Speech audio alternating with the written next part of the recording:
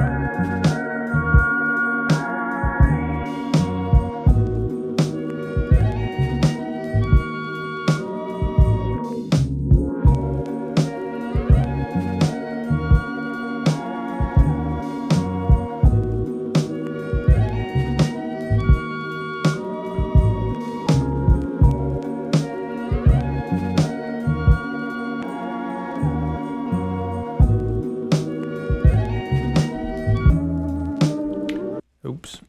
Dang, I'm like messing up these transitions. Let me try that one more time.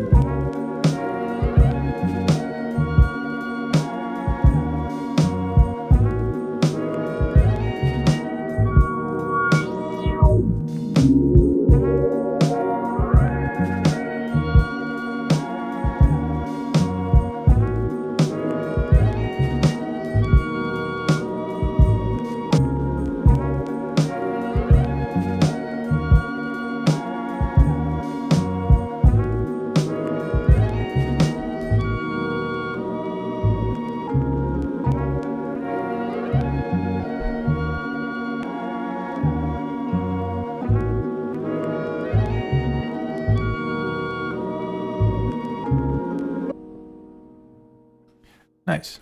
All right, that was one song on the black box. Let me play one more, and then we'll get into the business here. All right.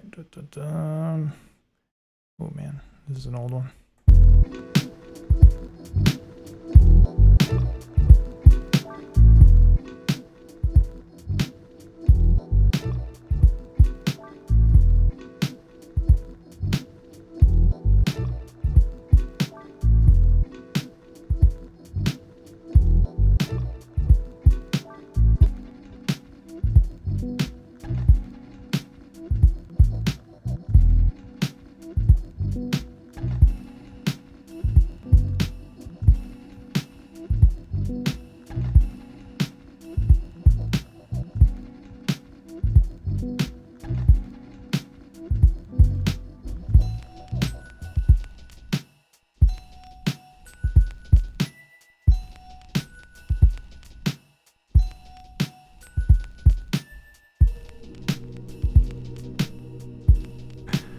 I have like no idea what this project is.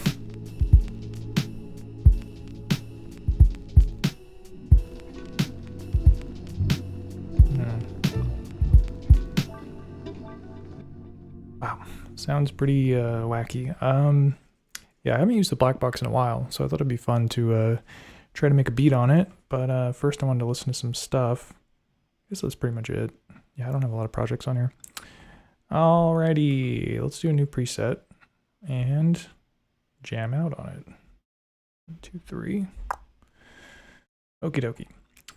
All right, so yeah, the black box, this is an interesting little device. It's a powerful sampler, and it's got a great screen with a lot of details and cool waveform visualizations and stuff. So basically the plan for today is we're going to be using the black box to do most of the sequencing, sampling, etc. But I have the Lofi12 here because this thing is, I want to try using it as a MIDI controller, because look at these nice old pads here. I'm telling you, this is like, these pads are great.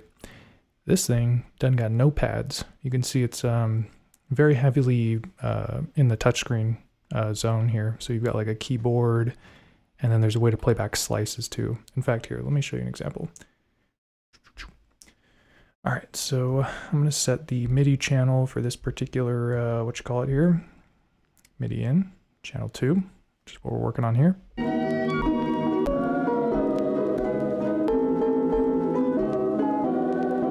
And yeah, so basically I'm playing the slices that I have on this file here. So I set all these slice markers. You can see there's like a jillion of them, basically. And then yeah, when I press these pads, because of the MIDI connection, basically I'm sending the MIDI information to trigger the slices.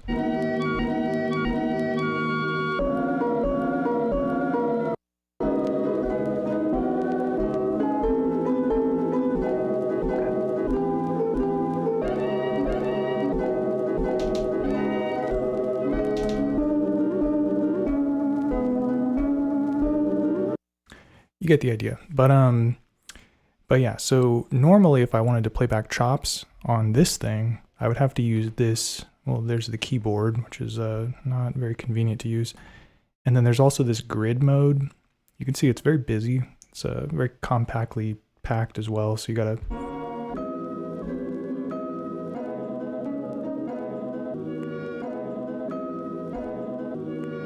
So it's definitely doable. You can play slices on this thing, no problem, but the pads here are great. So that's kind of the idea, is to see how they synergize in terms of like, this is a MIDI controller basically, and then this is kind of like the brains of the operation, seeing how that goes.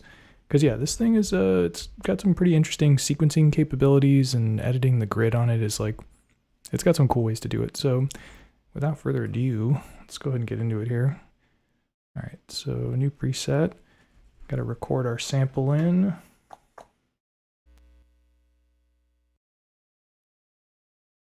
Which I am loading off of the Dirty Wave M8, as I often do.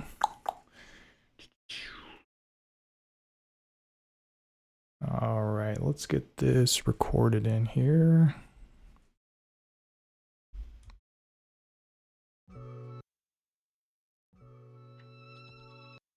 It's quiet though. FC maybe. A little better.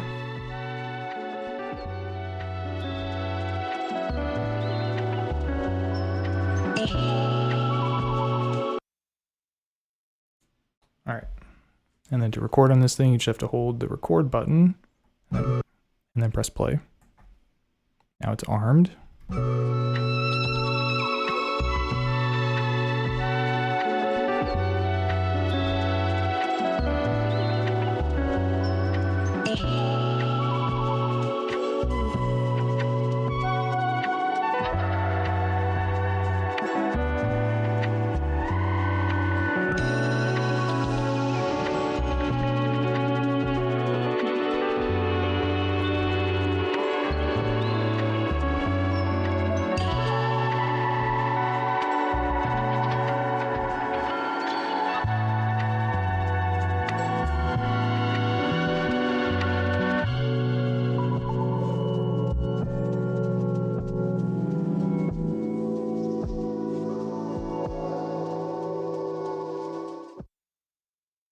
Nice. Okay, so I was not paying attention. Oh my god, dude, this waveform is... Oh man, I should have left some headroom on this. This is looking pretty stacked. Didn't seem like it was clipping though, so let me like press play and hopefully it doesn't sound like complete garbage.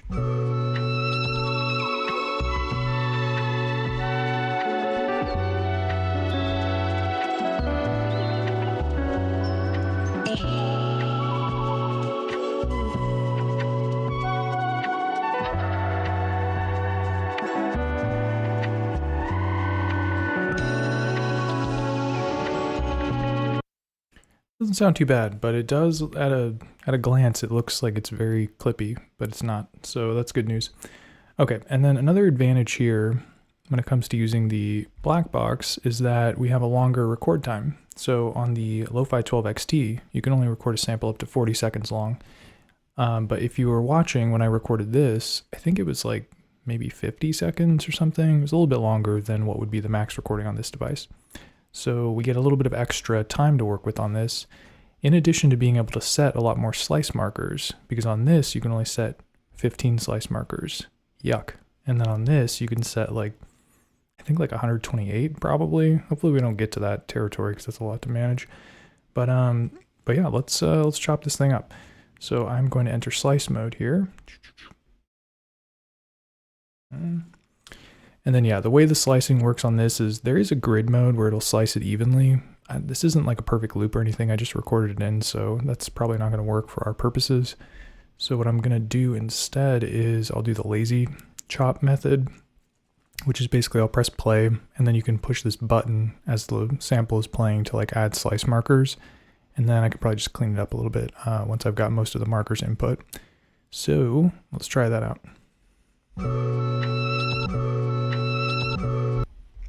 You always have to put the first one in. Whoa, hey, hold on a sec. Dot, dot, dot. Split. That's the slice marker button.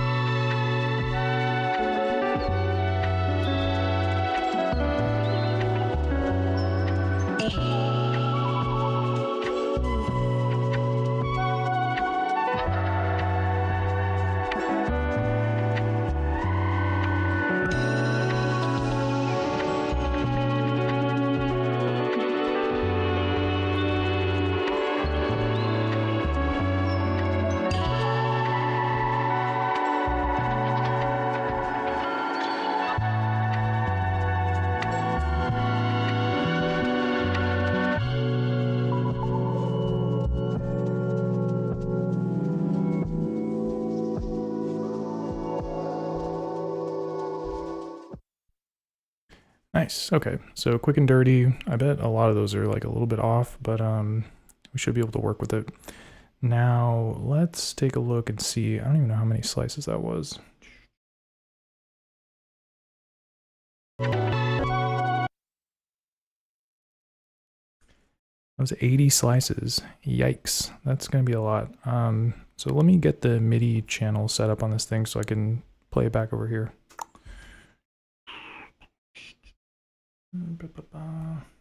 Hey. All right, so yeah, you just got to go to the pad info config page, MIDI in, set it to channel. I think I'm on track 2 right now. Yeah, so I'll do channel 2. I don't know exactly how I'm going to manage the channels, but we'll figure that out later. All right, so now let's test it out here.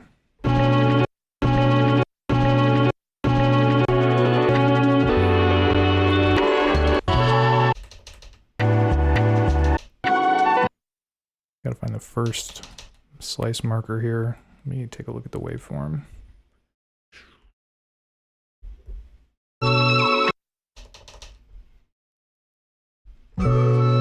All right, so this is the first one.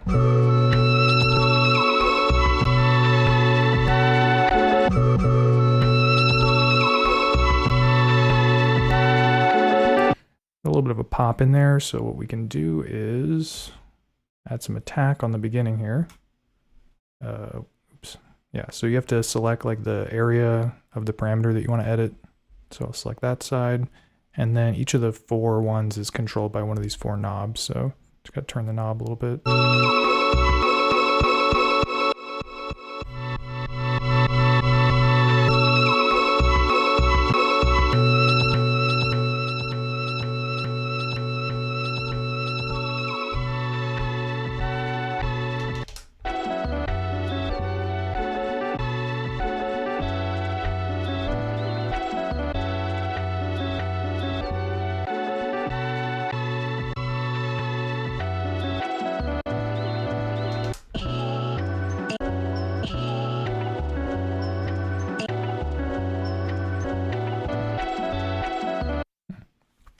Okay, cool. So a little bit of attack helps out a lot when it comes to those sort of clicky pop sounds or whatever.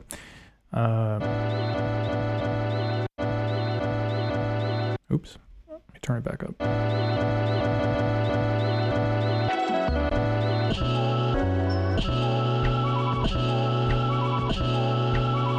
All right, so now we just got to find some slices we like and then get them dialed into the sequence here. And then I'm going to turn the pitch down too. I'm pretty sure I pitched this up when I first like recorded it. So let's see how it sounds here.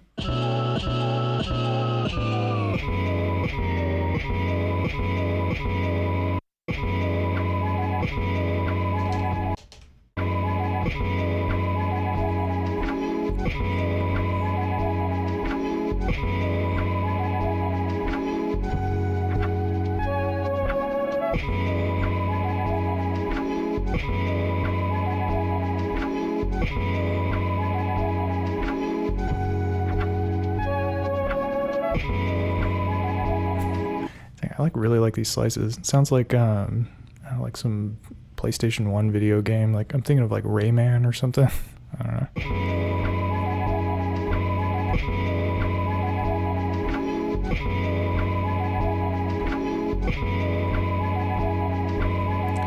All right, so let's just get that dialed into the sequence, and then I can add some drums and mess around with some other slices in a minute.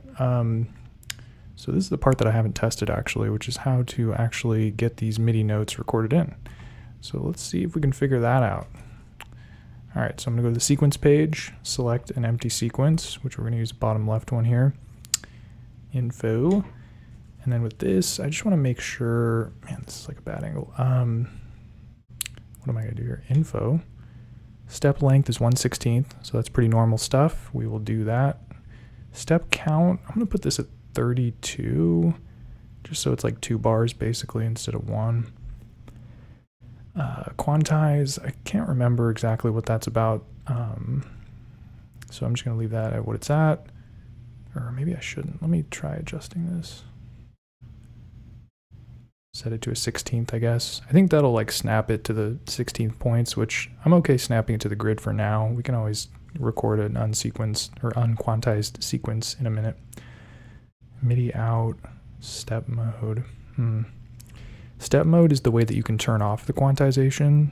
I'll keep it on for now though, like I said. I think that's everything we need to mess with here. So back on this page.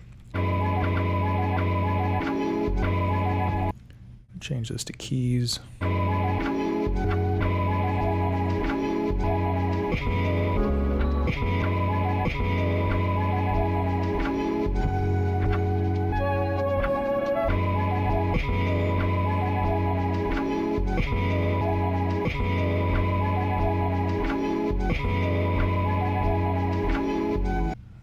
All right, let's see if we can figure out how to record this. Oh, I gotta change the tempo too.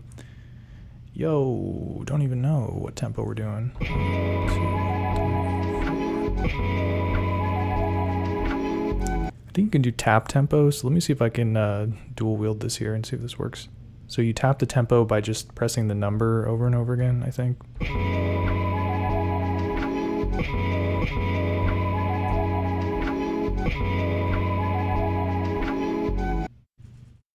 92 sounds about right, I guess. Okay, so let's get back into this mode.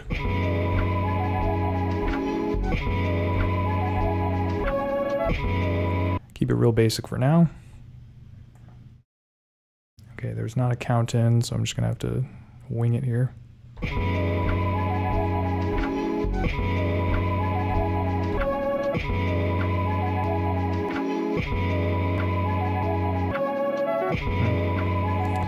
Okay, some of the notes are off, but that's okay because this device is actually really easy to work with when it comes to moving the notes around. Basically, I use this knob to select the note. You can see the purple one. Like there's blue ones and then it becomes purple. The purple one is the one you have selected. So we're going to select this one. And then I'm going to turn this knob on the bottom left. It's going to nudge it forward. And we're in step mode, so it's locking it to the grid. But like I said, you can turn that off and then it'll nudge it by like, I don't know exactly how much it does it. Parts per quarter note type stuff. Too much math for me though.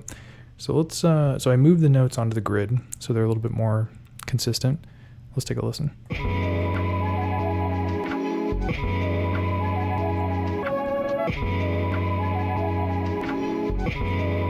gonna try bringing the tempo down a little bit.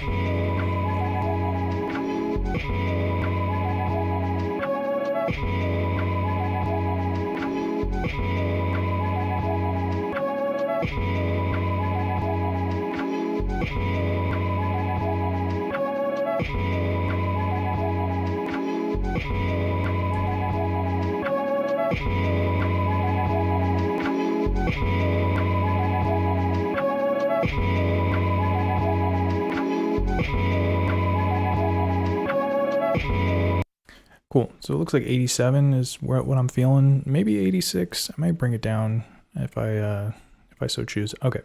So next up, let's get some drums loaded up here. Yo, Everett, what's cracking, man? Yeah, the BlackBox is great. Multi-sampling builds the instrument. Dude, I haven't messed around too much with the multi-sampling, to be completely honest with you. But yeah, they added that as like, I don't think it originally could do that, but they did add it as a feature. Let me figure it out here. Up. You go to load. File.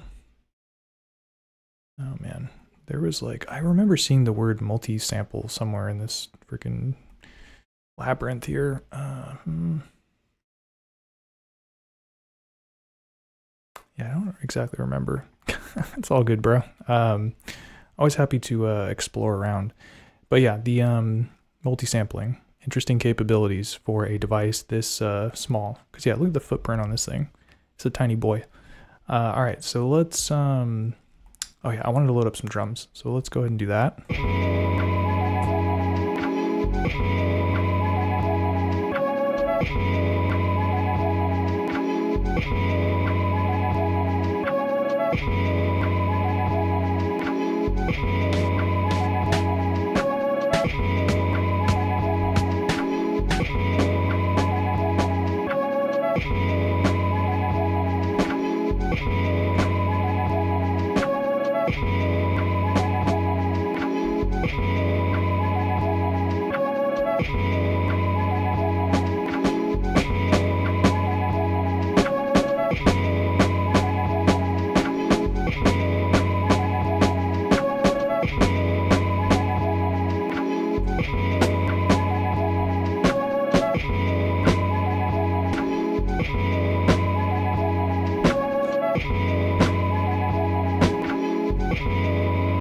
Nice. And yeah, that's something I do with when it comes to it's hopefully the stream's not bugging or anything, but yeah, so that's something I do when it comes to drums and hearing the sample play with the drums playing is I'll try different pitches of the drums just to like see kind of what that's about. Maybe some of it sounds better, especially drums too, to kind of like match the, you know, vibe or whatever. But yeah, so man, this thing's gonna drive me crazy. Is this thing like not working? Streaming, no data.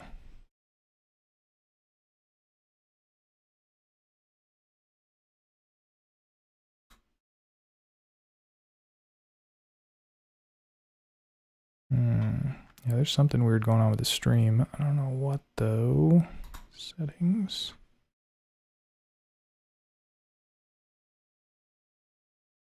Yeah, it says that I'm like dropping frames and stuff.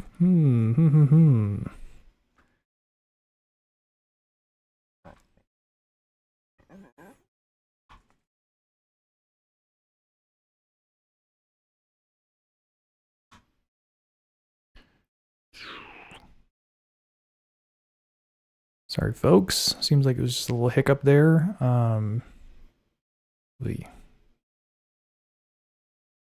Yeah, I think we're back. We're back in it. Had some drop frames there though, so apologies for the whatever might have been happening there. We were talking about the snare drum here.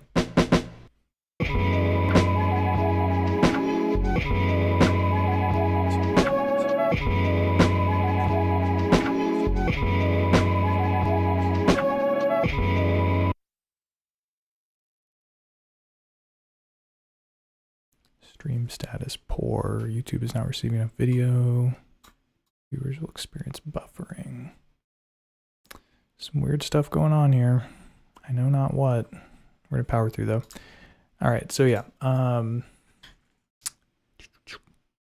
Yes, so I'm gonna pitch the snare down because that's what because it kind of sounds better at a lower pitch. So we're gonna do -2.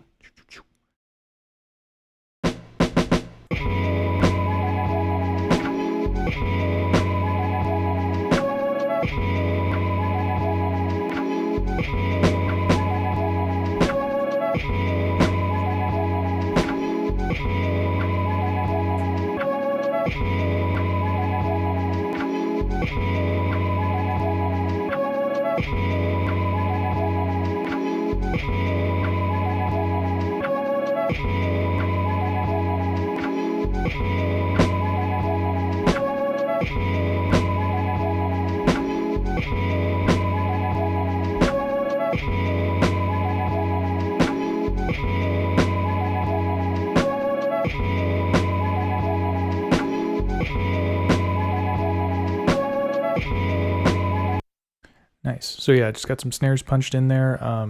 It's kind of weird the way the recording works on this device. Like you can't like be on the screen where you see the grid when you're recording. So it kind of like sort of separates you from that when you're getting the sequences dialed in and stuff. So a little counterintuitive, but not impossible to work with. All right, we got our snare. Let's get some other drums in the mix here.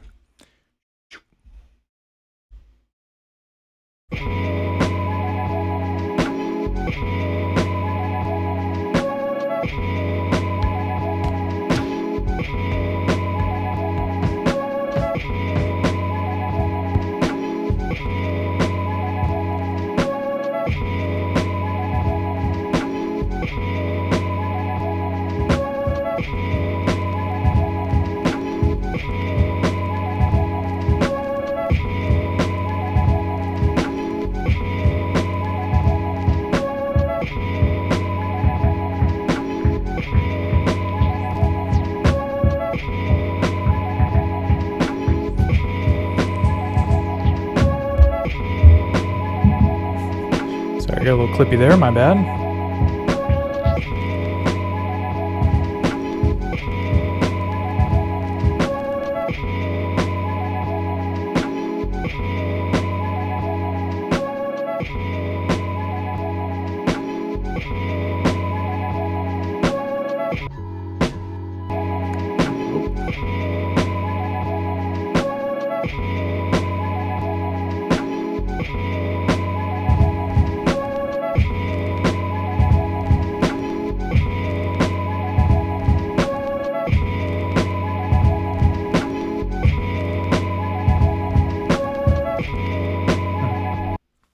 Okay, so this is a good example of how we can use the step mode off to get an unquantized sequence, which is pretty cool.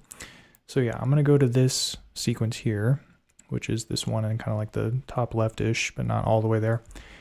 And then press the info button again. We're gonna do 32 steps, so we can have 2 bars, which will give us a little bit of room to create some variety. And then in the sequence page, so last time I kept step mode on, like I mentioned, keeps it on the grid. We're going to turn it off though. Boom. And so yeah, now when I record the notes in, they're just going to be kind of wherever they are, which is pretty cool for drums like the kick, especially when you want to do ghost notes and stuff like that. All right. And then the other thing that's a little tricky with this device is that right now we're kind of working on fixed velocity. It's possible to adjust the velocity by using this blue bar on the right here.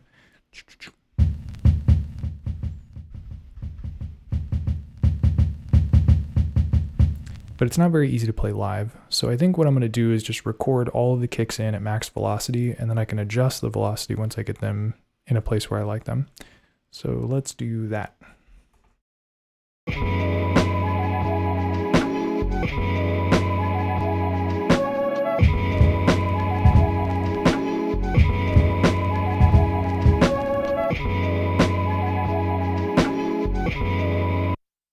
Whoa, didn't record any of that stuff. What's up with that? Ads? Did I not have it selected or something? That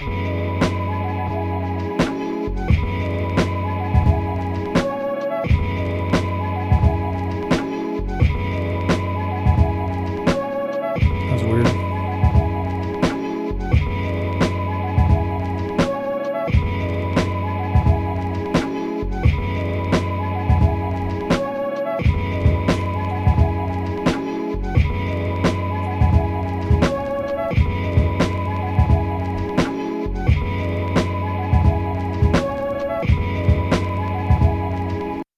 Nice. Okay, so we've got some kicks in the sequence, which you can see here. And then yeah, with the BlackBox, it's very much a touchscreen kind of interface. If you are familiar with like Koala, Sampler, and that sort of thing, it's probably more familiar to you than if you're not. Or I guess you can do this on the MPCs, like modern MPCs too.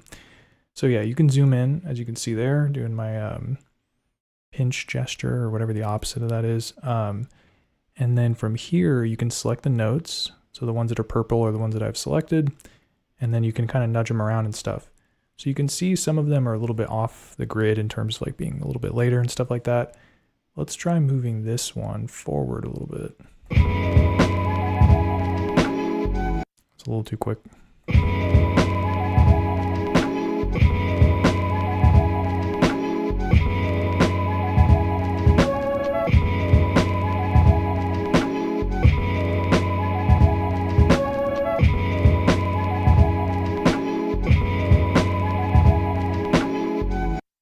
Nice. And then another thing you can do when you're in this mode is you can edit, or maybe that's not how to do it. Oh yeah, you have to press the event button here in the corner. And then the velocity is in the bottom left corner. It's kind of small, might be hard to read. And then from here, you can turn this knob to make the velocity less. So this is good for the ghost notes.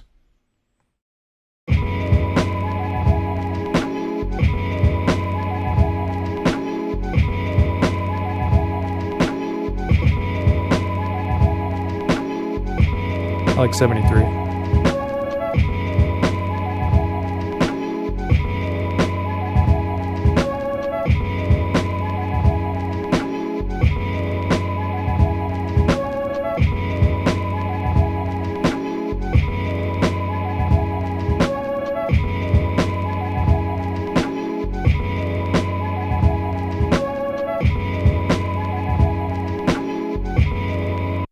All right, so kick and snare sounding all right.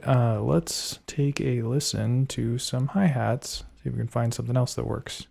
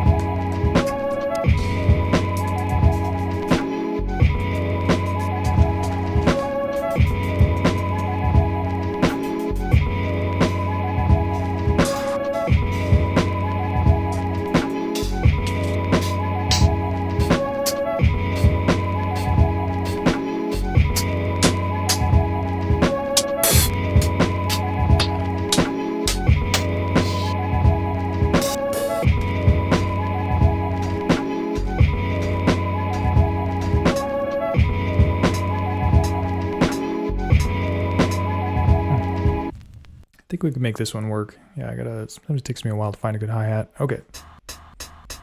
Ooh, that one sounds kind of weird. So another cool thing we can do with the black box is we've got a lot of control over the envelope. And you can see the interface is highly visual, so you can kind of see the way the playhead moves across the entire sample. And right now the envelope is set to the entire sample, I guess you can call it. But yeah, what we can do is you press info, and then go to this one. We've got attack, decay, sustain, release. So what I can do is, well, actually, hold on. Let me bring the endpoint back a little bit first. You can see how it operates here. So it's kind of sustaining the whole thing. You can hear that ah at the end. But then as I bring it back in, makes it a little tighter. And I can also adjust the release.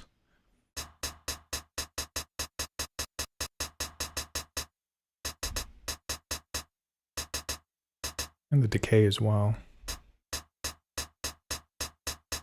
Yeah, it doesn't really do anything. But yeah, release I think is the ticket here. Let me hear how this sounds.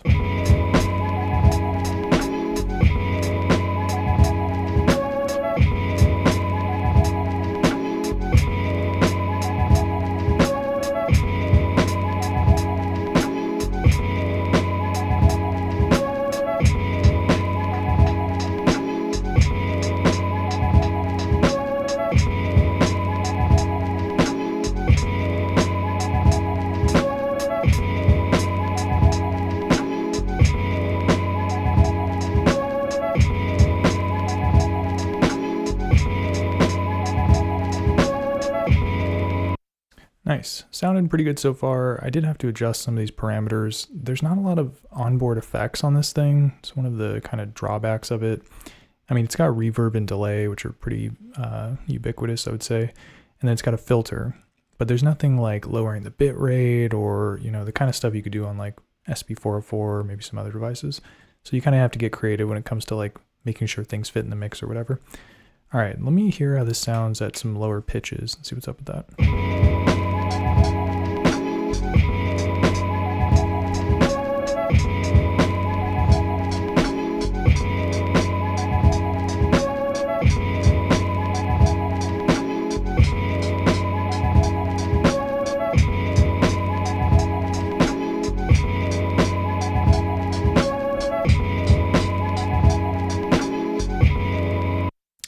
like it pitched down 2 semitones, so we'll do that.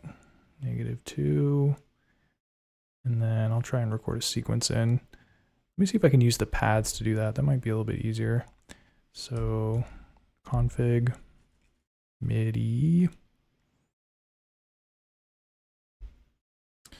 Beetlejuice. Traded my BlackBox for a Roland MV8800 and monitor. Dude, I feel it. This thing is, sometimes it feels like it's almost exactly what you want, but then it's not. But yeah, I'm trying to stick with it because I think it's an interesting little device. But yeah, I definitely had the desire to trade it in for things many times since I've owned it. Okay, so let's see. Where are the MIDI set? Oh, here we go. MIDI. And then let me do MIDI. We'll do channel 3 for this one, so it's not kind of jacking up our channel 2 situation here. Whoa. Oh, cool. It's already doing it. I don't know what the pitch is, though.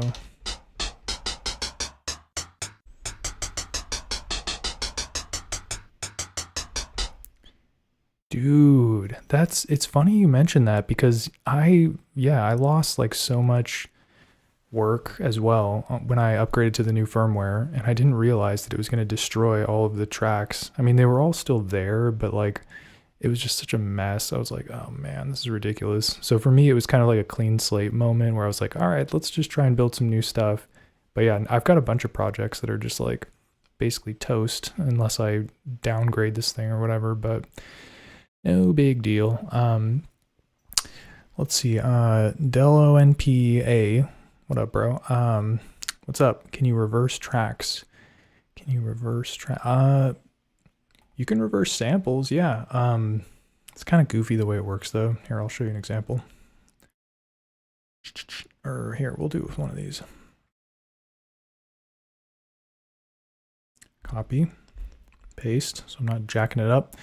Okay, yeah, so to reverse, you just have to go info, and then I think there's like info again.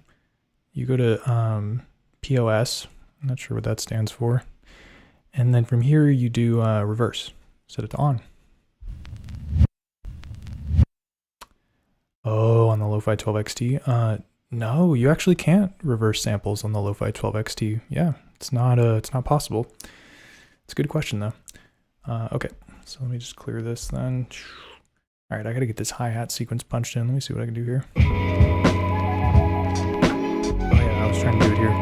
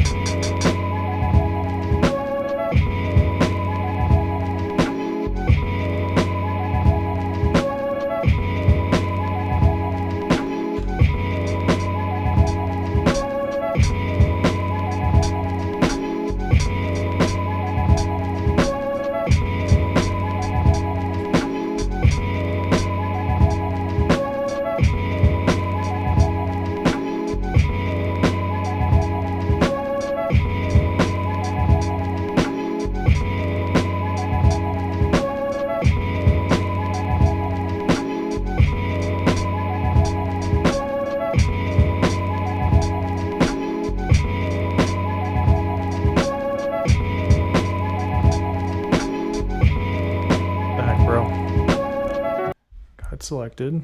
Does it not? Can you not record MIDI?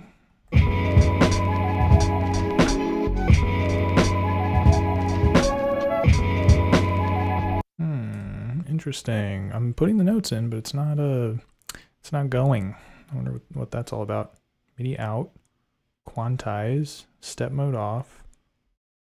I feel as though it should be recording these notes.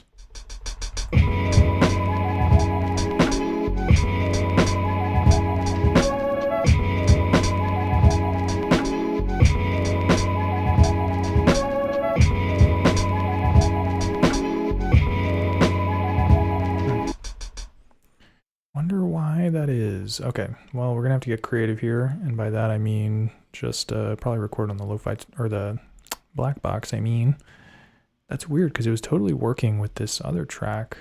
Maybe here, let me try one more thing here. Info, loop start, config, Got it set to MIDI channel 3. That's the one we're working with here. Edit, no. Duty cycle, yo, MIDI out. Should not be MIDI out. Quantize, maybe I'll just turn this off or something. Set it to 16th. Oh, that was maybe it.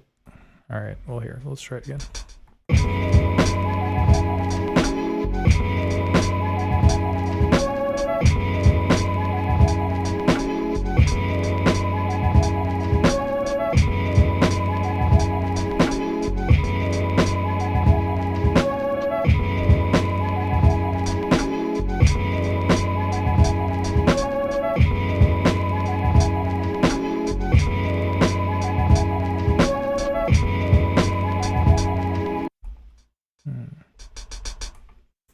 Yeah, I cannot figure out why this thing's not recording. Very unusual. Pads. Maybe that's it. Yo, what the heck? Look at this thing. It's like it just made a big old note. Oh, whoa.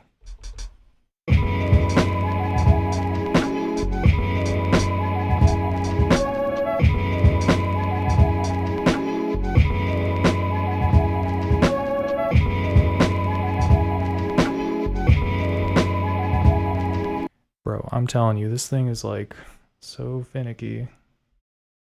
So you touch. This is so embarrassing. These fat fingers of mine are making it very difficult to delete these notes. There we go. Come on. There we go. Fiddletown. I know. Fiddletown, USA, bro. One-way ticket. Welcome. Yeah, man. I appreciate that, Beetlejuice. I appreciate that.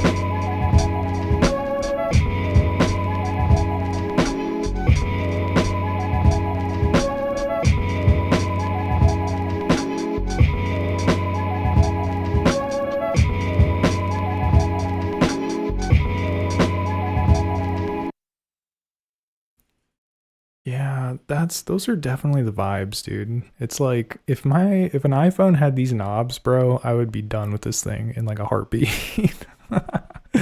But yeah, I definitely feel it. Yeah, man, this MIDI implementation's a hot mess, let me tell you.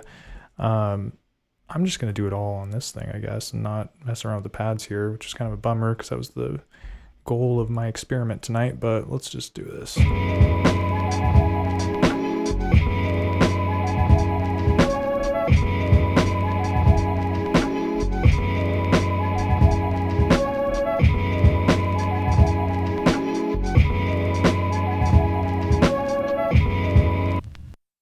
Very unusual behavior from our little black box here. It's like doing some weird stuff to this sequence. 1/16th, step mode's off. 32, step length, 16th. Turn the MIDI off, I guess. Yeah, let's try this. Cleario. Pads, yeah.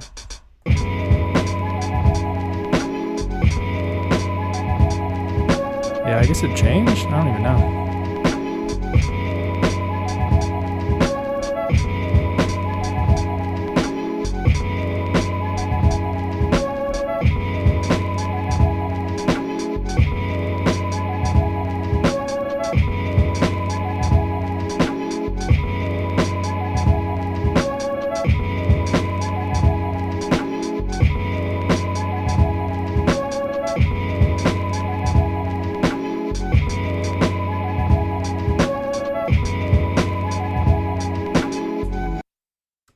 Yeah, it's doing some goofy stuff, that is for sure. Clear.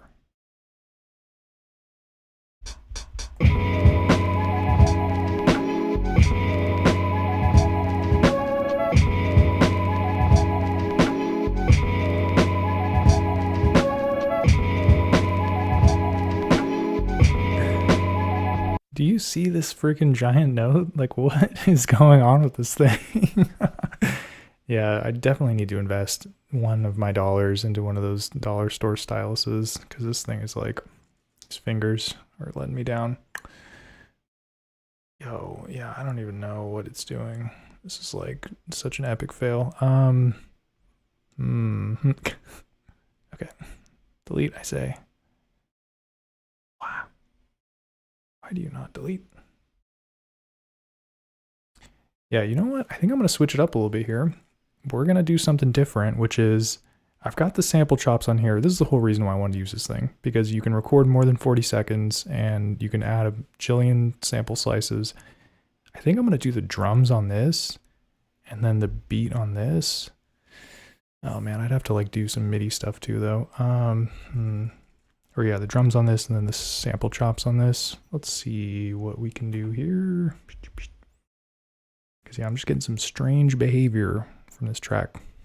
I know, seriously. Well, you gotta dust it off every now and then just to remind yourself why it's as dysfunctional as it is.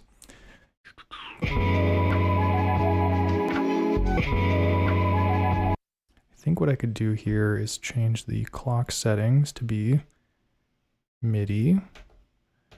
And then maybe that'll... Whoa. Don't know why I did that. MIDI, config, transmit note. Oh, duh. This is MIDI out going in. Oh, goodness gracious. So then I have to do MIDI in going out. Bro, this is getting complicated here. Maybe I just do the whole beat on this thing. These are difficult questions to answer. Because yeah, I did want to try finishing it on this, but it's just not really working out too well.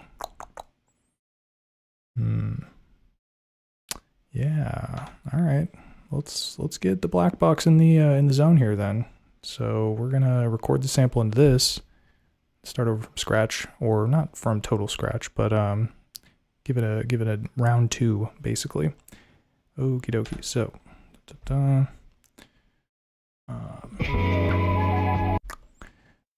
Let's do clock, set it to internal, MIDI. I'm gonna reset my MIDI settings so I'm not sending data out of this thing. Okay. Yeah, the signal of the sync ports, it can do a, there's actually some settings for it. Clock. You can do polarity in, rise or fall. And then you could also do polarity out, rise or fall.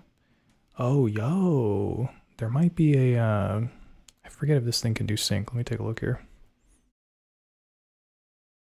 Oh yeah, I can do clock in and out. Dude, that might be the ticket.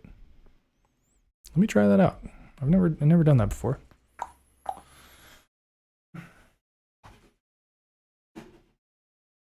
Cause yeah, that would definitely salvage the situation.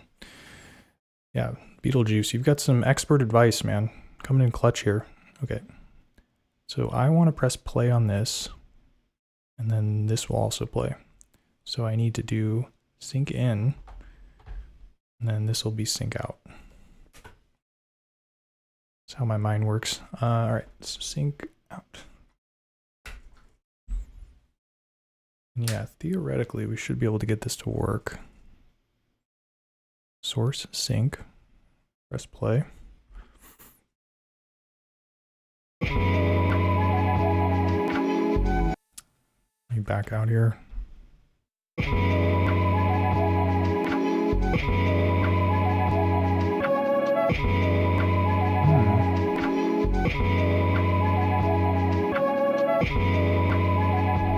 It's really flying through the sequencer though. It's like the tempo does not seem like it's 87 BPMs.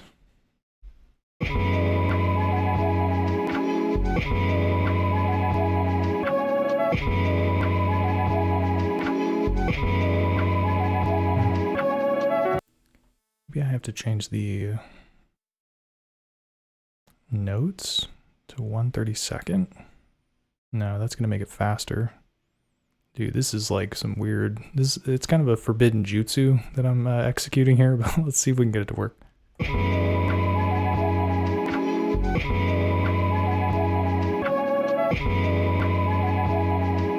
So I had to set the note resolution to 8 steps. or eighth notes. I mean, each step is an eighth note instead of a 16th, because it was like in double time for some reason. Add that to my list of reasons why I'm not satisfied with this device, if you would. Okay, so we're looking pretty good so far. Now I just need to get the drums onto this thing, which should be pretty easy to do actually. So let's go ahead and not press play. We just need to click record. Please don't cause like feedback loop or anything. There we go.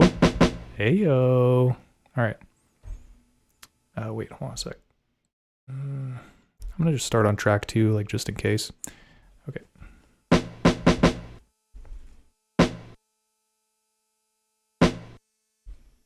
Not sure what that was all about. Nice. Okay, cool.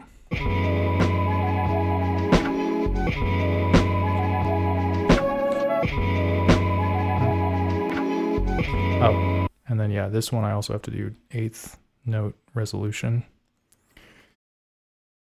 Dude, the XT, it's been fun, man. But yeah, if your other samplers might get jealous, you should exercise caution, because I know the feeling there, that's for sure.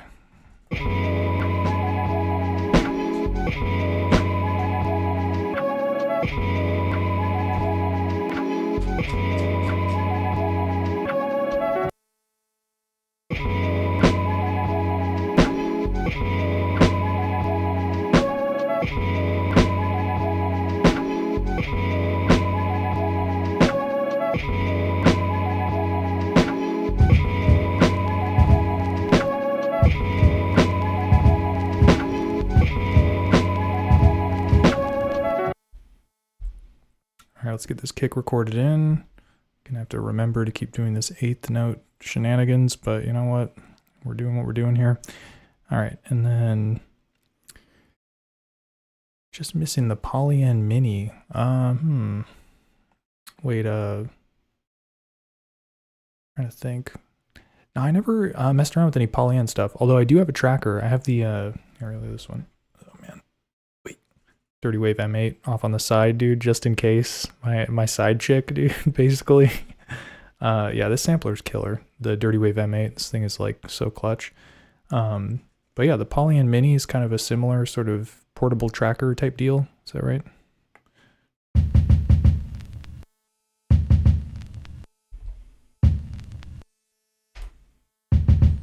Yeah, we're gonna have to do some envelope stuff here. Oh wait, that works.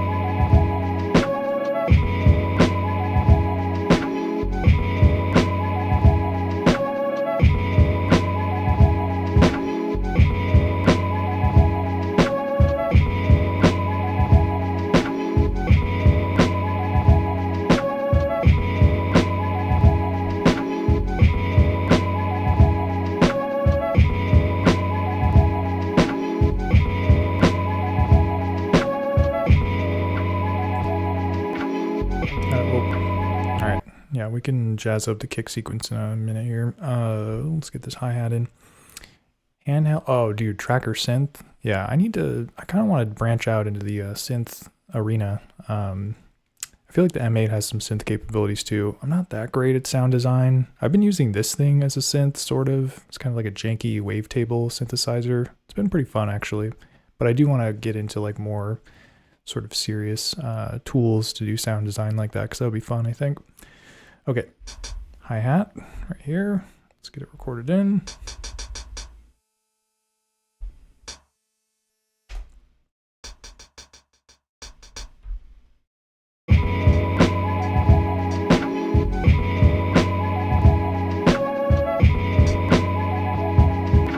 Oh God, okay. press play, then press play.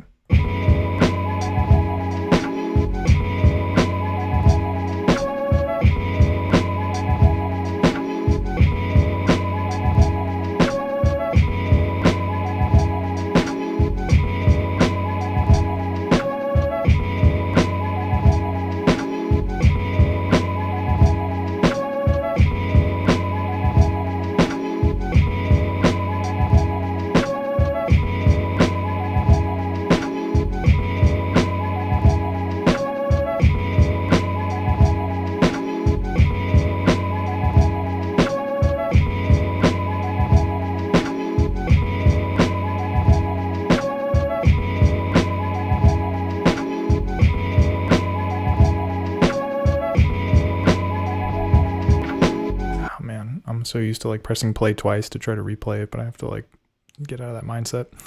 But yeah, basically the way I handle the hi-hats usually is I'm kind of just like, sometimes I'll record just one in at a time and then try to get like the perfect timing on some. But yeah, in this situation, I'm like just kind of fiddling around with the timing of them.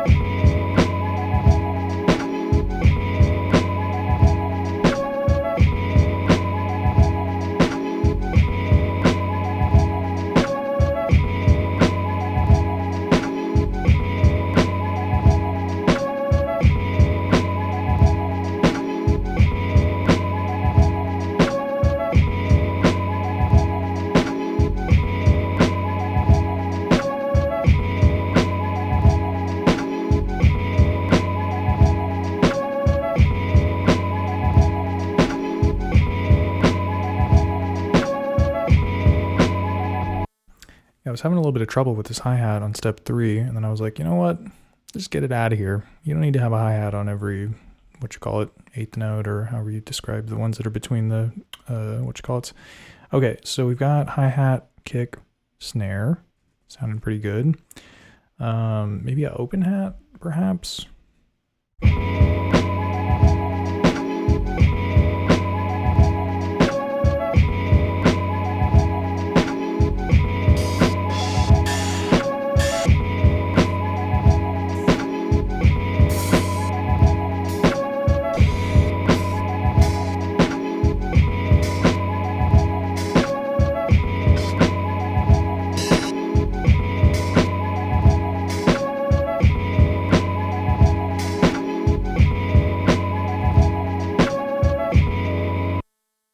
I don't like this one. Let's get it recorded in. Oy, got something going on at the end there, though. Get out of here, I say. Okay, and then release to 0. Perfect. All right, I'm gonna record this. And this is not very efficient use of our tracks here because the hi-hats ideally would be on the same track. I might be able to like parameter lock the open hat to be on this one, or on this one, I mean. It's kind of a pain in the butt, but we'll see if I can manage it. Okay, play.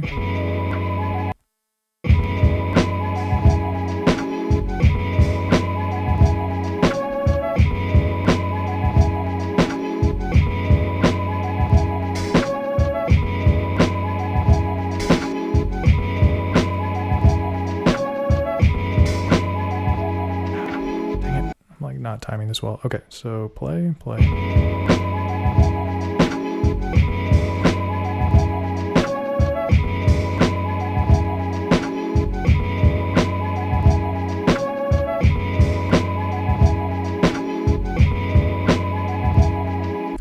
You know what? Let's try to do the old parameter lock. So I'm going to save this pattern. I don't even know what I'm working on here. Pattern 38, I guess. And then I'm going to try and put this note, which is called, the file is 006 mix 14.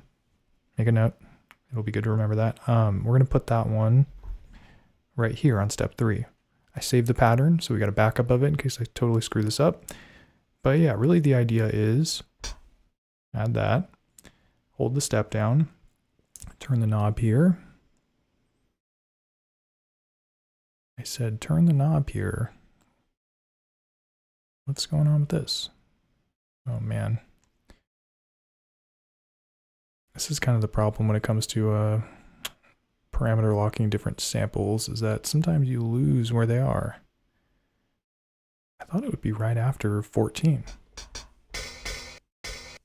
Wait, this thing's also called 14. Oh, bro, this is a problem. I don't know what I'm gonna do here. Maybe I'll re-record it with a different name. Yeah, let me try that. Not too hard at all. Oh, it's mix 143. Weird. Maybe I'll just like change this to be like a 9 or something, or 8. There you go.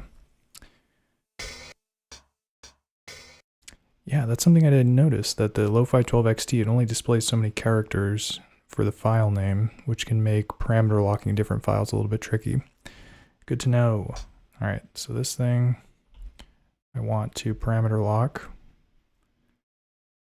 Oh yeah, so it was doing it correctly. Yeah, oh well. All right. So this should play the open hat on this track. Let's see.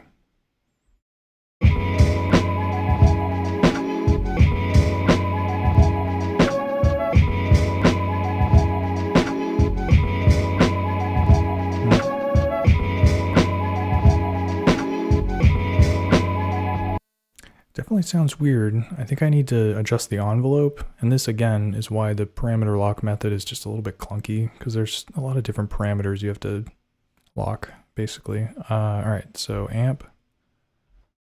Maybe I need to increase the release by a certain amount, put up to 93, I guess.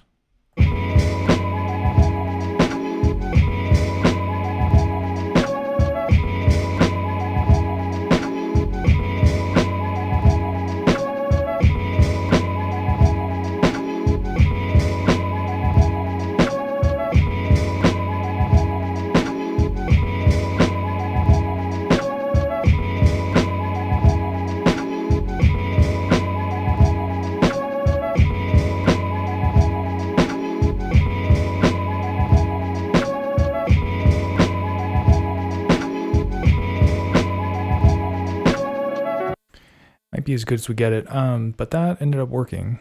All right. So what we're going to do is we should save, and then I'm going to clone or extend the pattern by going to config, holding the function button, turning the A knob. So now we have 2 pages of this madness with the same notes on it. And then I think I'll just take the open hat off of the second one.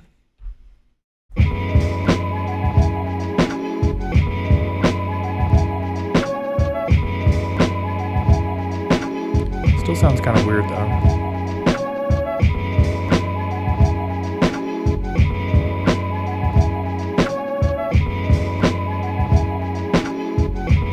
Not bad.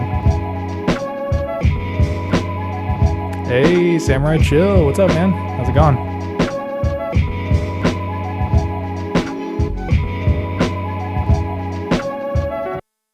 Nice. Okay, so we've got our drums set up here. I think we're probably good to revisit the sample chops and see what's what. Maybe play something else.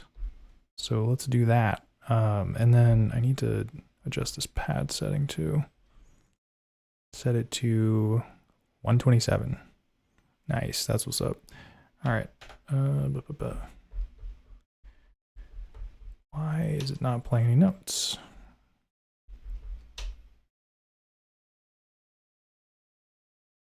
Oh, I know why. Because the, the MIDI Yeah, Samurai Chill, I'm getting into some MIDI madness here, so feel free to like call me crazy for doing this ridiculous MIDI implementation. All right, so we're gonna do track, or maybe what I can do is just change this thing.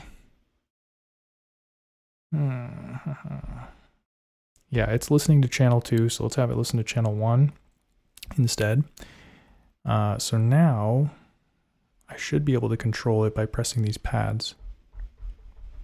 Still not doing nothing. Still not doing nothing. Still not doing nothing. More MIDI settings to adjust, probably. I might have turned this stuff off when I was getting a little frustrated earlier. Okay, so transmit note on.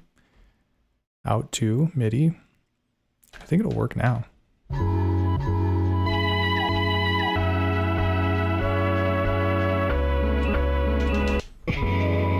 Nice. Okay, cool. So this is working as intended.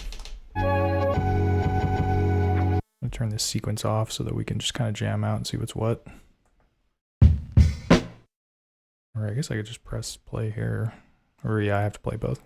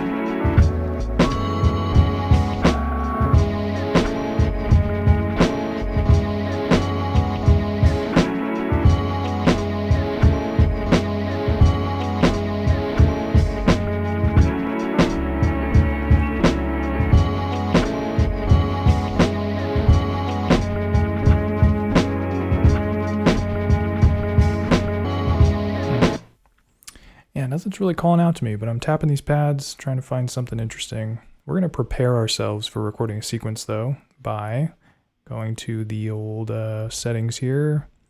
32 steps. Quantize. I don't even remember when I had this on before.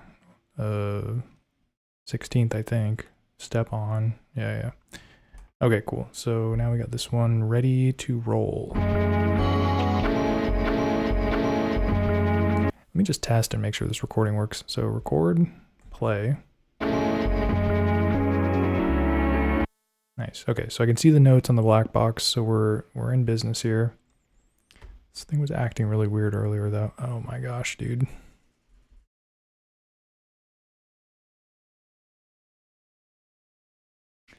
Those notes are difficult to delete, that is for sure.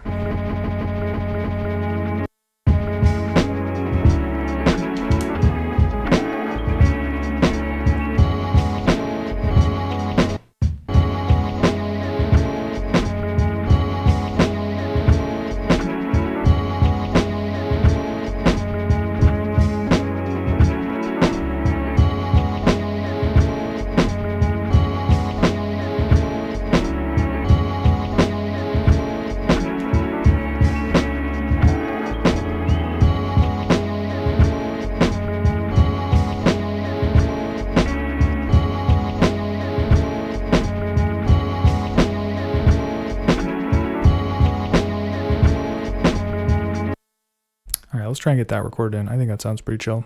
Okay, so record, play. Oh wait, I have to press play on this first.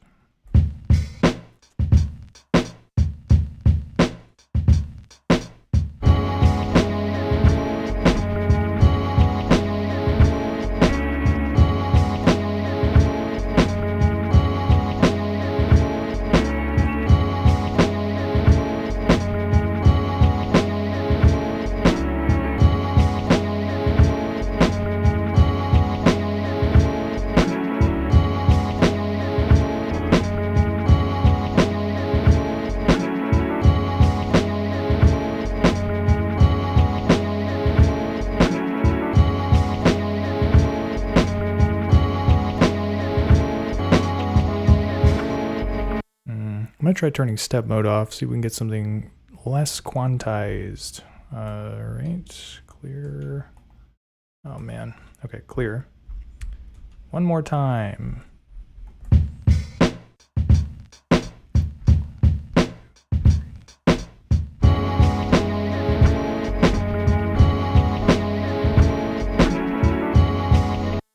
Yo, I think it's the step mode that's making this thing do these really weird, whatchamacallits. I know I'm not being very specific here, but yeah, we are uncovering some bugs here.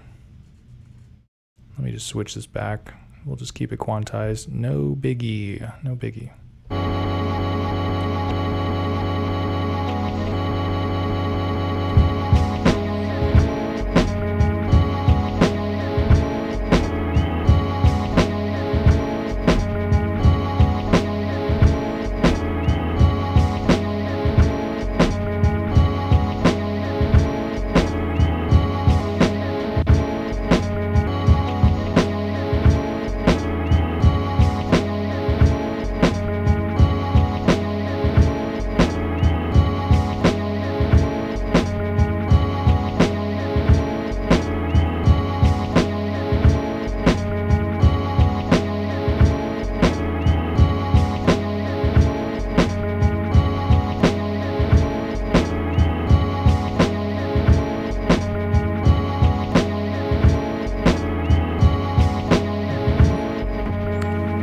Alright, so I'm going to extend the length of this a little bit. Get it to 64 steps. Double. So that's 4 bars basically. And then I'm going to see if I can play maybe like another section right after.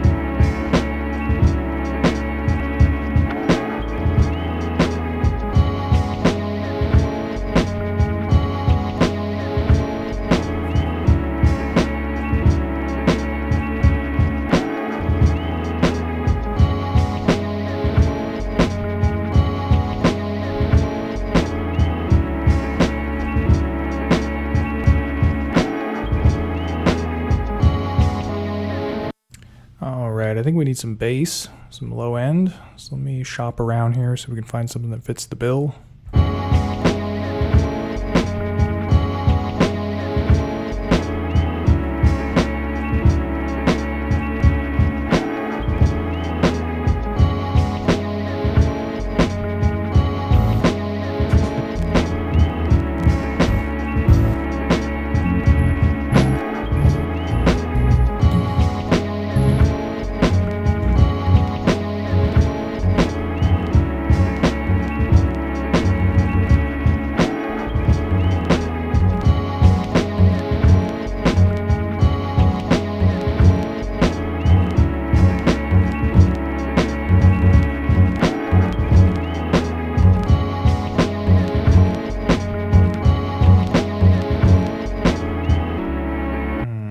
Alright, I think this bass will sound pretty cool. It's kind of like a stand-up bass type. It's got a little bit high end on it though. Let me take a look at the waveform here, see what's what.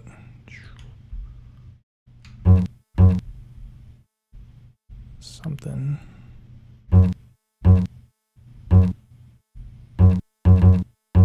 All right, so I got rid of this pop at the end. Could add a filter, but I think I'll do that on here since the controls on here are pretty good too. So let's get this recorded in.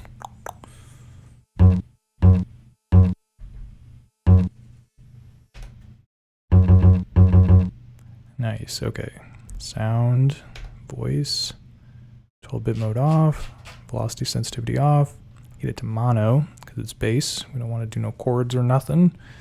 Let's hear how it sounds.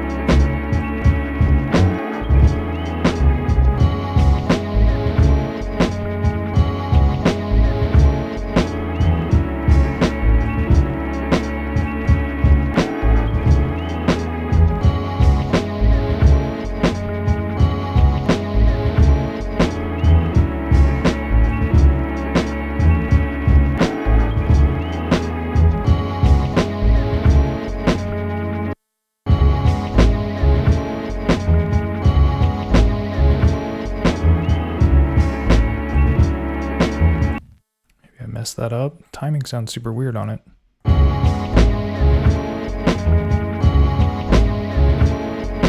Yeah, I don't know what happened there. Let me just re-record that really quickly.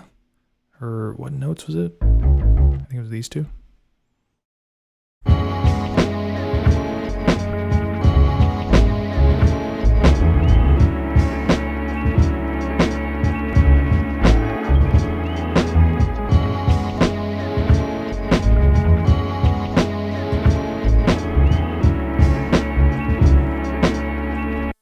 All right, let's try to not to mess this up. Press play, then press play.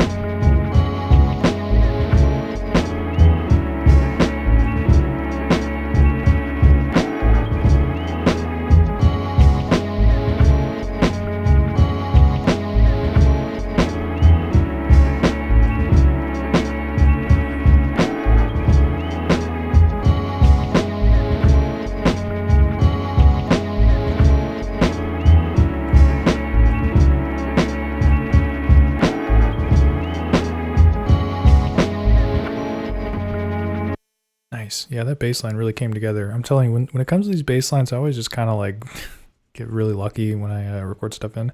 But I feel like the filter helps. Definitely when you're doing bass lines on this thing, mess around with the filter, get that low pass in there, add some resonance, bring it down, and just kind of like see if you can find that sweet spot like I did here with the bass. Okay, so we need some more layers. What else can we put on this thing? We've got some cool sounds. Let's take a listen.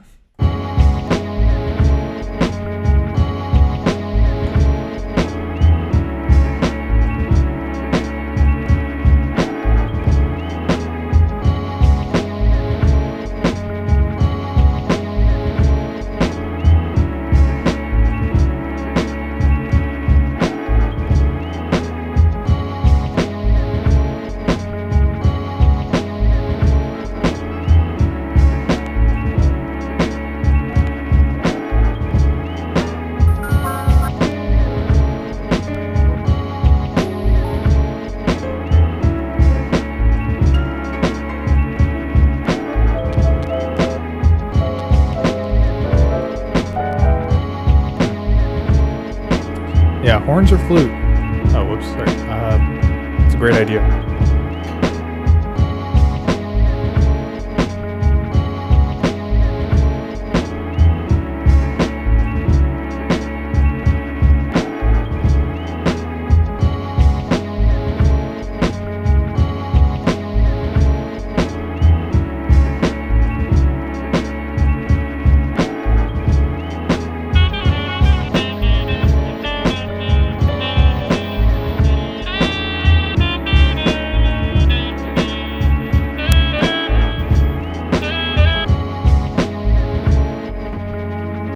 Okay, yeah, I think that's Samurai Chill knows what's up. Definitely. Horns or flute would be good. Hey, what's up, Griffin? How's it going, man? And if you all don't know, I Patreon subscribe to Marlo Diggs. He's like another YouTuber. I don't know why you all would know that. I've mentioned it before. But he released, he does monthly sample packs where he gives you like a bunch of cool sounds and stuff. And his sample pack for the month of January came out a couple days ago. So he's got some fresh new horn sounds that we're going to see if we can find one that fits the bill here. He hooks it up, man. A lot of cool sounds on there, so definitely recommend checking them out.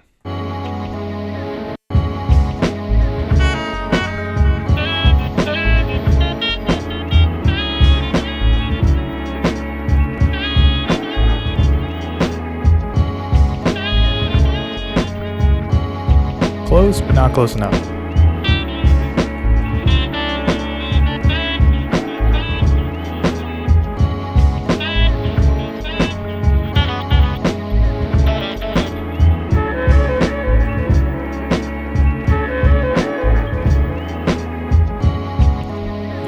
I think this is the one. Dude, that sounds dope, bro. Oh man, let's get that. We're getting that punched in for sure. I feel like I might be able to just record it straight into this. Let's see. Oh yeah, okay.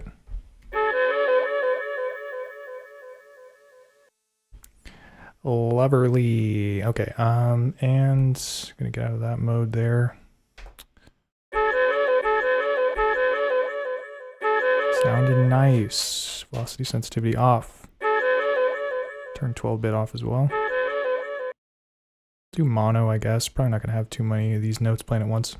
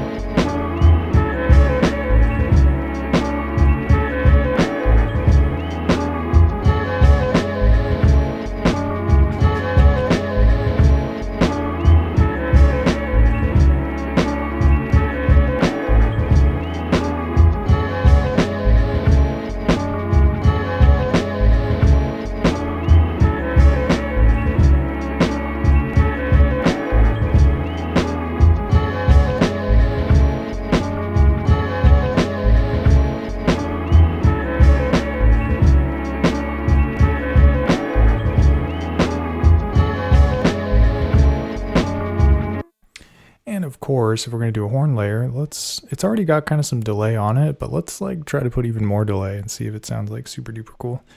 All right, so we're going to go to amp, backup page here, delay, crank it up. Every single time. Hold on a sec, guys, hold on.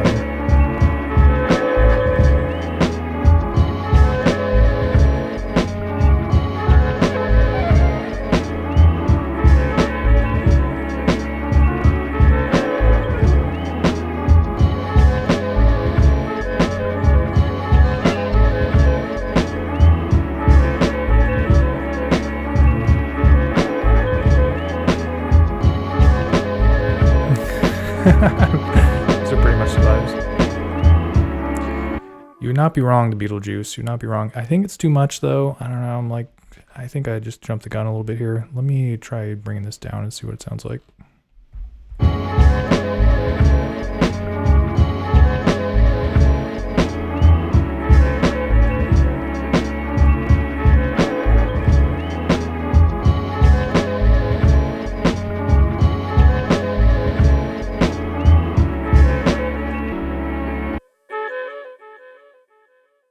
I think it does kind of work when I bring the balance down, but something I'm going to do actually is I'm going to clone this so that it's a little bit longer, right? So duplicate it, 32 steps, and then I'm going to have this one not play on the first one, so there won't be that lower horn note. It'll only come in every other one.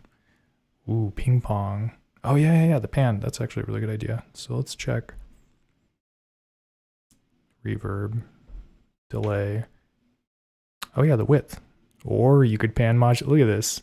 Samurai Chill knows what's up, dude. Probably watched one of my modulation videos and or discovered it himself as well. But yeah, let's see what the width does for this one.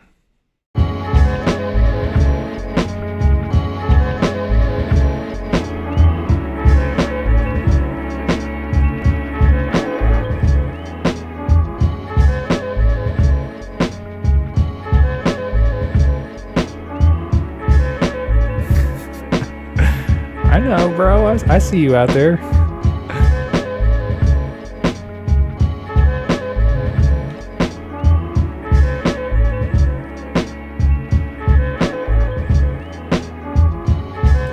Let's do both, man. Let's increase the width and pan the modulation. See what that does.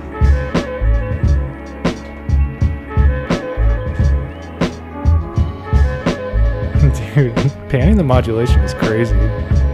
If you got headphones on, it's doing some crazy stuff.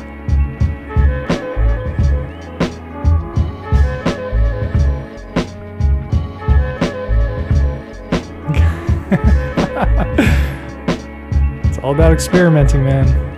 Trying new things.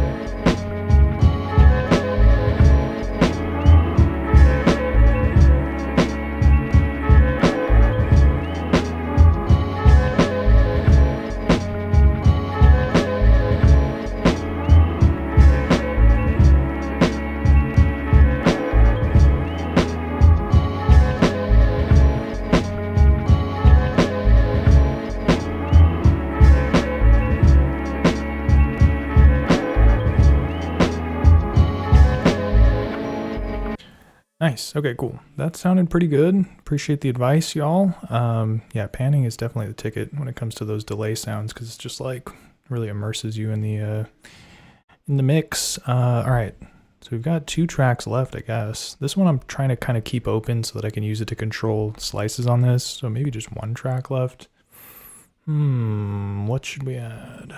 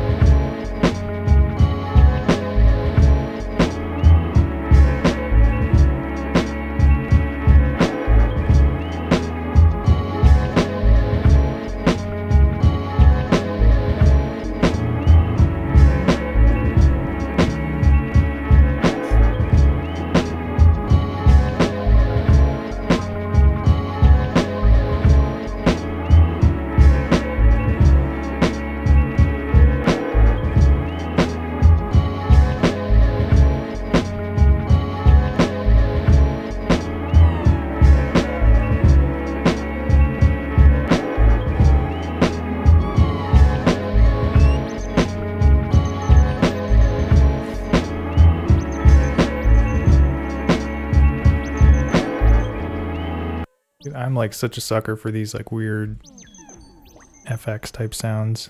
It's probably super quiet for y'all though. Oh gosh.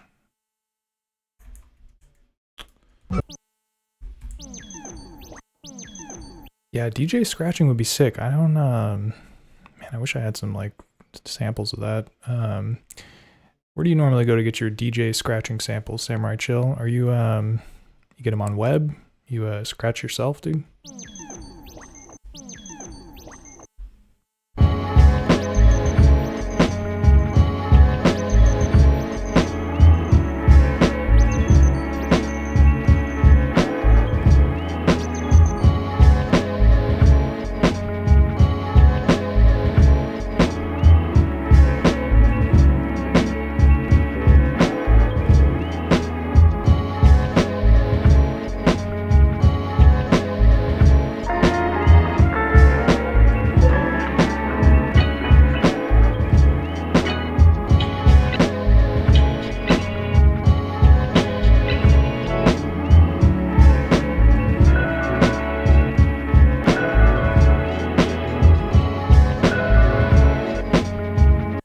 Dude, scratch yourself? That's badass, bro. PT01, man, I wish I knew how to do that. That's such a sick skill, dude. It's super awesome to hear.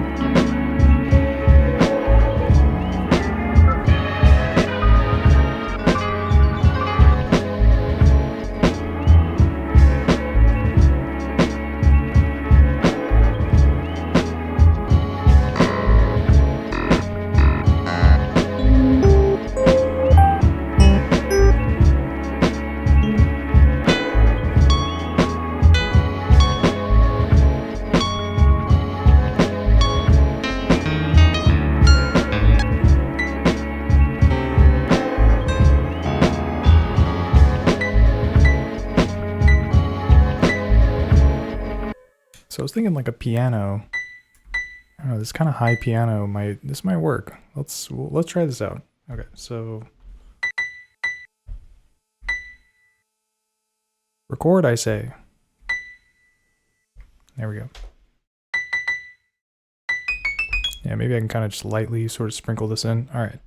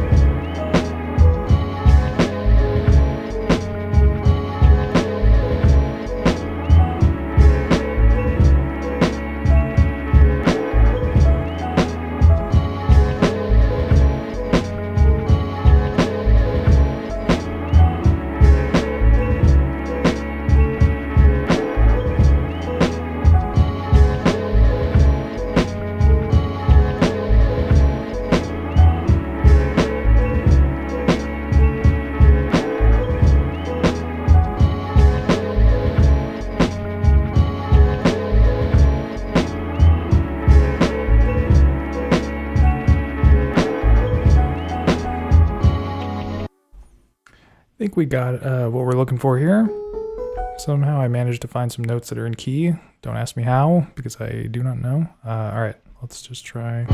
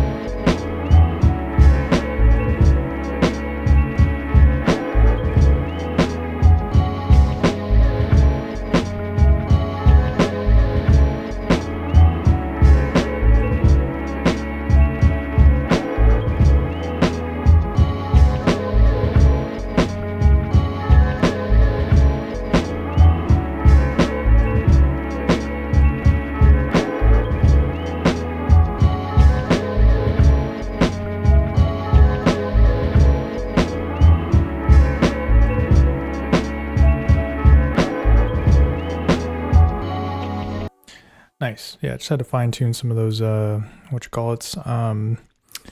I'm telling you, I've been messing around a lot with this, sequence mode, dice. This thing is crazy, man. I got a video tomorrow coming out about it, so be sure to check that out when it drops tomorrow morning. But yeah, the dice mode's interesting. It like makes it so that the notes on the track don't play every single time. You can set like certain percentages for them. So what I did was I added that to this piano track because the piano has a delay, so it kind of triggers a lot of times when it does trigger. So by setting the dice mode to be a little bit lower, essentially you you just make it so it triggers less frequently. It adds a little bit of a randomization to the mix, basically. Yeah, it's like chance mode, exactly. So yeah, basically just kind of gives you a little bit more of a dynamic, evolving sort of track or sound or whatever. So I find that it works really well on some of these kind of backing tracks that aren't really like the main sample chops, but you could do it with a lot of stuff too. Drum breaks, sample chops, whatever else. But yeah, this is sounding pretty chill. Let me listen to this again and see what else I want to do here.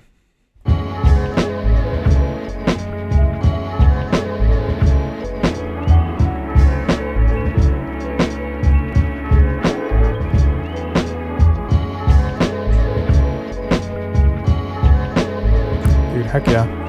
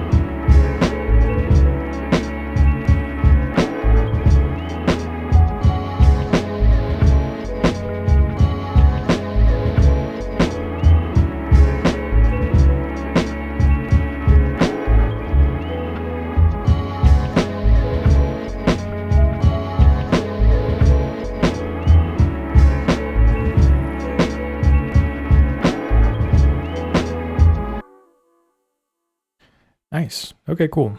Yeah, there's a lot of other sample chops to work with on this freaking thing. Look at all these sample chops, all kinds of stuff. Yeah, oh, you can parameter lock a random sound and add dice mode to them. Oh yeah. So you parameter lock it to have a different sound, and it has a % chance of triggering. That's a good point. Yeah, I was doing it a lot with like sample chops too, like slices and stuff, just having like different slices play or have chances to play or whatever. But yeah, definitely a lot of options. But yeah, so we've got plenty of slices to work with here. But I kind of don't feel like fiddling with this thing anymore. It was making me it was challenging basically when I was trying to get it to work earlier. I think we're chill off that. This beat is sounding pretty tight. Yeah, I'll play it one more time. Well, here, you know what? Why don't we save this pattern so we don't lose our progress here? I'm going to play it one more time, and then we'll, I'm going to try and think of something else we can do. All right.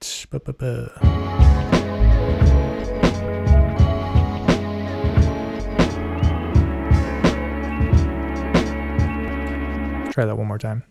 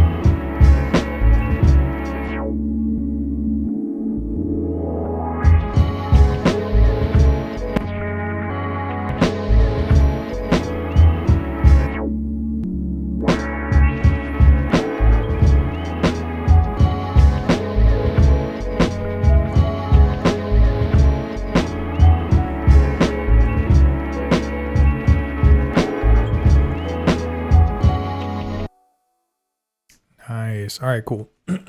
Yeah, I was just messing around a little bit there. And that's kind of an interesting performance tip. I don't talk about this too much. I mentioned it in a video one time, but I'm sure it's like hidden knowledge. But yeah, basically, if you have the filter, the master filter on the Lofi12XT, and you set the frequency and resonance to 0, it basically turns it into like kind of a mute switch, essentially. So what you can do is you can have the pattern playing, and then when you enable it,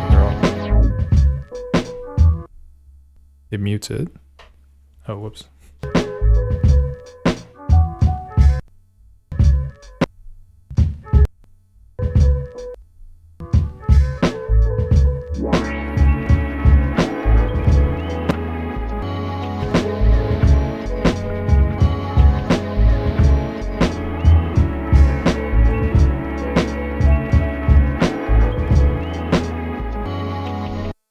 Nice. So yeah, basically it just allows you to kind of turn stuff off and on. It's good like performance tip basically if you plan on playing live with this thing, or even with mixtape mode really, you could get some interesting uses out of that.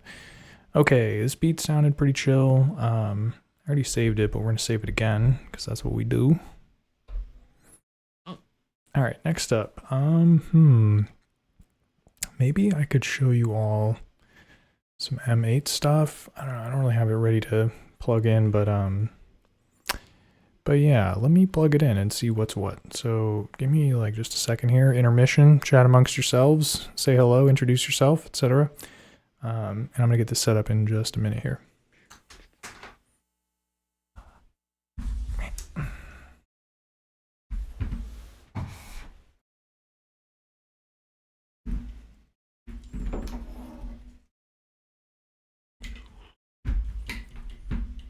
Oh yeah, I'll have the beat playing too.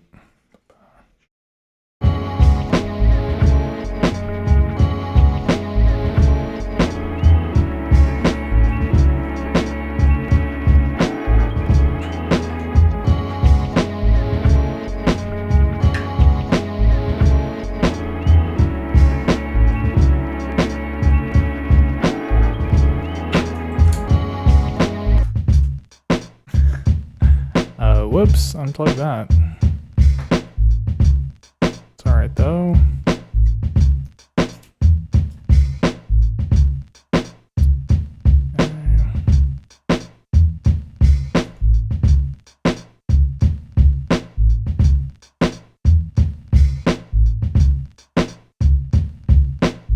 Oh yeah, I need to do the audio too. Oh man.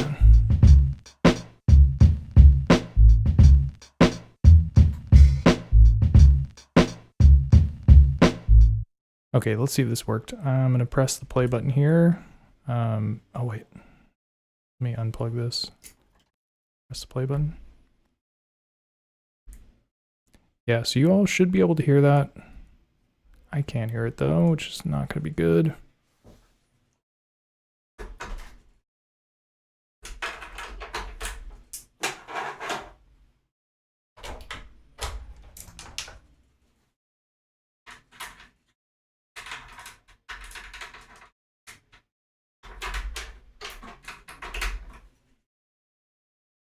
Welcome to the craziness that is my life.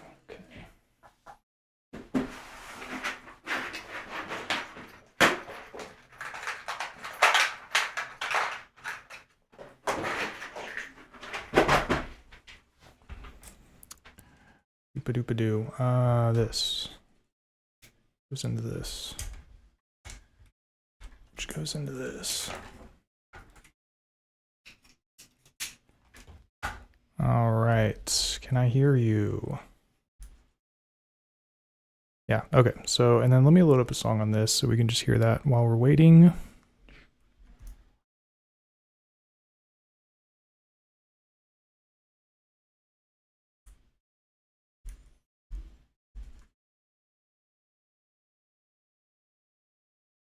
Oh, y'all can't hear this. Here, give me 1 second here.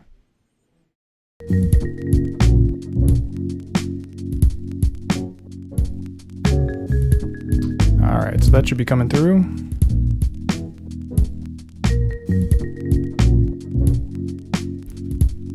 Let me see if I can get that one website up too.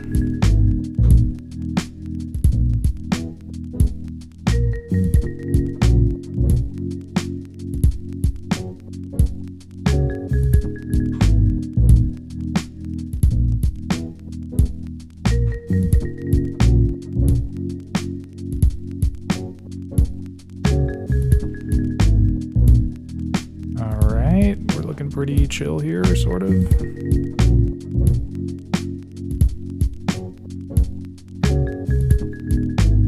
Yeah, that should be fine. Okay, so actually I've got some other fun tricks to show you on the M8. So let me like get one more thing while this is playing.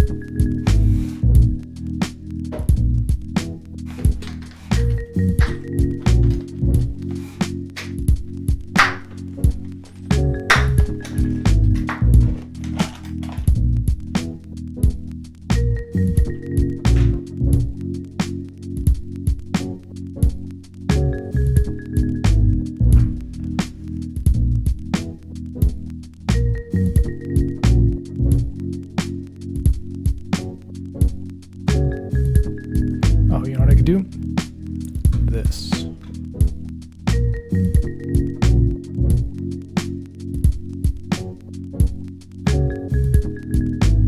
Nice, almost ready.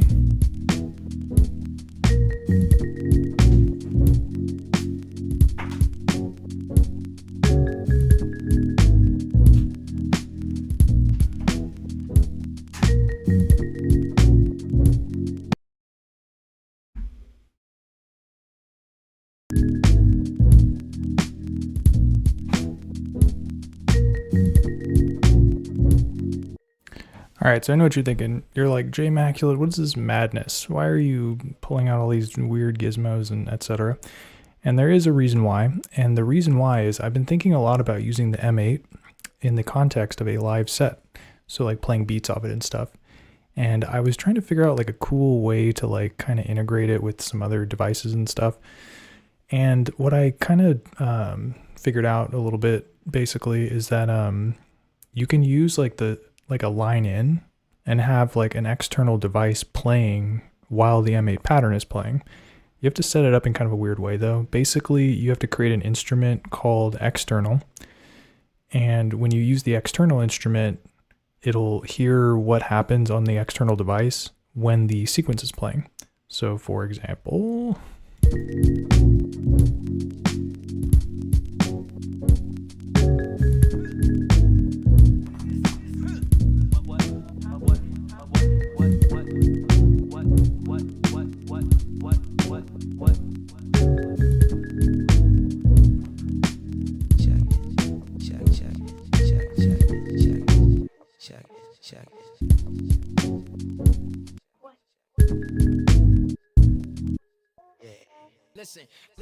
Listen. what's going on? Oh, I muted everything. Whoops. Listen. Yeah. Okay. Keep it on that next shit. What?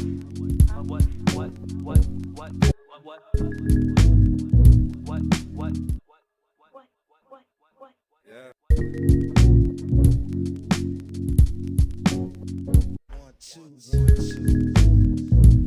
1 2 1 2 1 2 Listen. Yeah, so that's kind of basically the vibe. And what I did was I loaded the pocket operator with, here, let me like figure out how to solo this. That didn't work, whatever.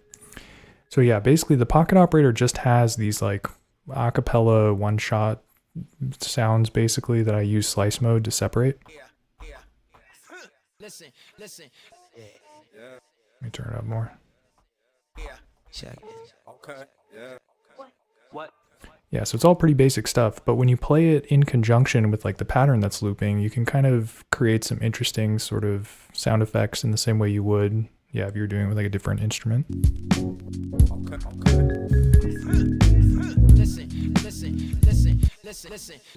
Listen.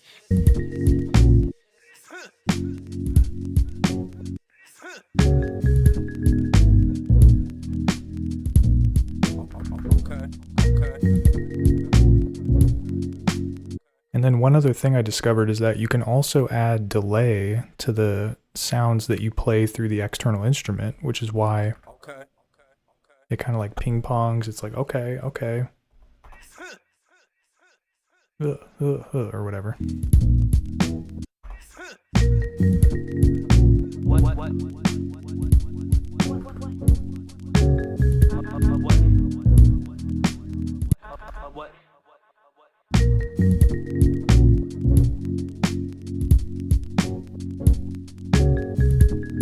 also add reverb too. I didn't really mess around too much with this though.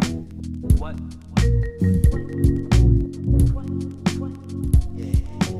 Listen.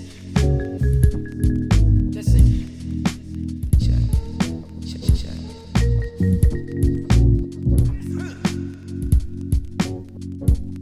Yeah. Okay. Yeah, I feel like delay is a little bit more interesting than reverb, but it's an option if that is your prerogative. Okay.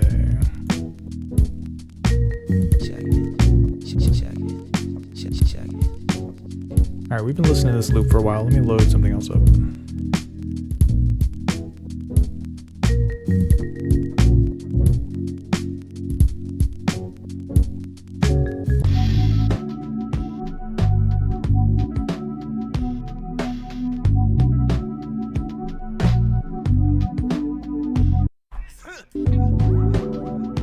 What? Yeah. Yeah.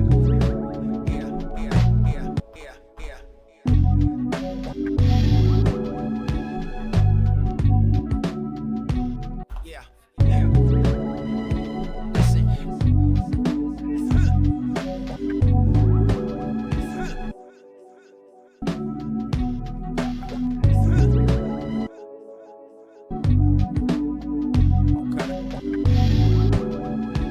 Keep it on that next shit.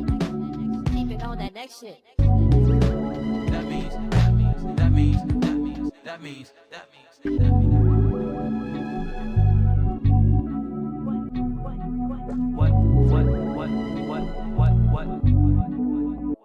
What?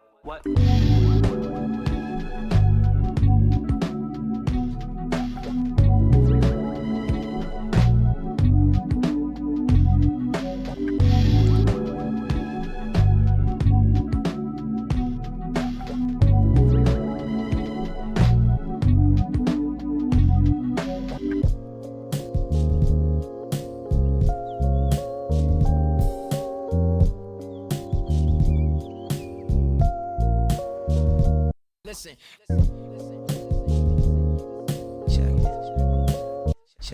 Check it. Okay.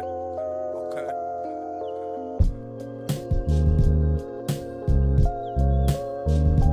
One, two. One, two.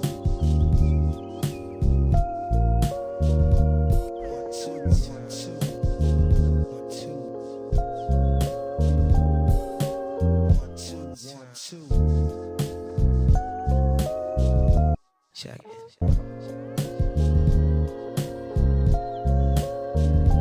Yeah.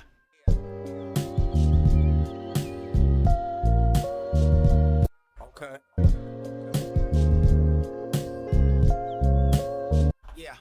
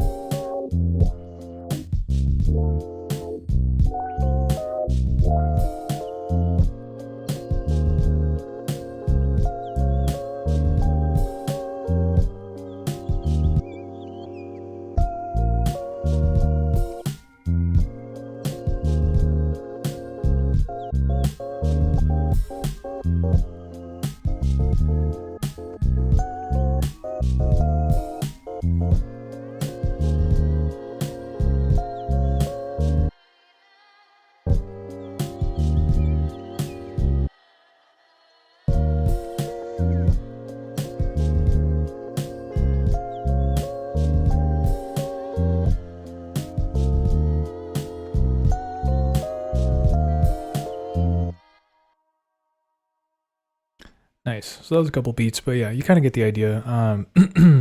Delay, external instrument.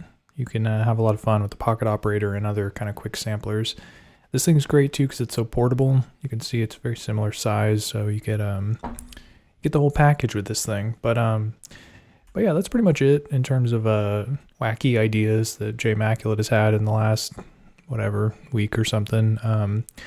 But yeah, appreciate y'all rocking with me. I know we had some hiccups at the beginning, but yeah, hope to catch you on the next one. And I got a video coming out tomorrow about the Lofi12XT, a feature that we were just talking about earlier, which is the dice parameter probability type stuff. So check it out if you're interested. But yeah, I will catch you on the next one and hope you all have a good rest of your night. Peace.